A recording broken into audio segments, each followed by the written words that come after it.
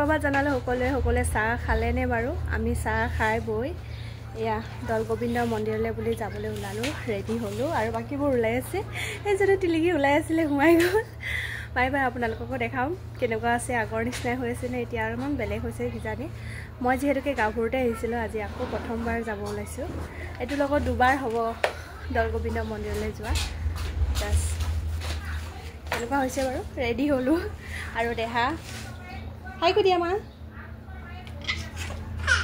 এইখন দৌলগোবিন্দ মন্দিৰ দেখিছেনে ইমান ধুনীয়া এটা বহুত চাফা হৈ আছে যিহেতুকে হোলী পাৰ হৈছে ন সেইকাৰণে বৰ ধুনীয়া হৈ আছে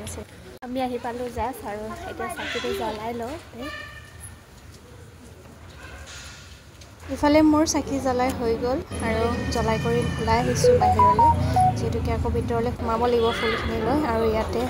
ফুলখিনি দিবগৈ লাগিব তাতে লৈ গৈ আছোঁ তাতে চবে শৰাইবোৰ আগবঢ়াই আছে ইফালে মামীহঁত গৈ আছে দুজনী মামী আৰু ইফালে দেহা আগত গৈ আছে ভিতৰৰ ইফালে লাইন হ'ব লাগিব কৃষ্ণ কৃষ্ণ ৰাধে ৰাধে ভিতৰত যিহেতুকে ভিডিঅ' কৰিব নোৱাৰে আমি ধূপকাঠি জ্বলাই সেৱা কৰি আহিলোঁ আৰু এইফালে বহি লৈছোঁ ধুনীয়াকৈ বাহিৰত বহি লৈছোঁ আৰু এয়া ইমান ধুনীয়া হৈ আছে দেখিছেনে বৰ ধুনীয়াকৈ চফা কৰিছে আৰু বহুত মানুহ আহিছে ৰাতিপুৱা ভাগতে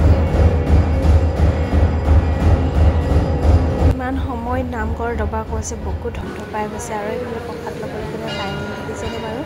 ইফালে এতিয়া প্ৰসাদ বিতৰণ হৈ আছে আৰু আমি প্ৰসাদ ল'লোঁ খাবলৈ দেহা ল'লে এইফালে চবেই ল'লে প্ৰসাদ খাবলৈ আৰু ল'লোঁ খাই বৈ এতিয়া যাবলৈ ওলালোঁ ৰেডি বাই বাই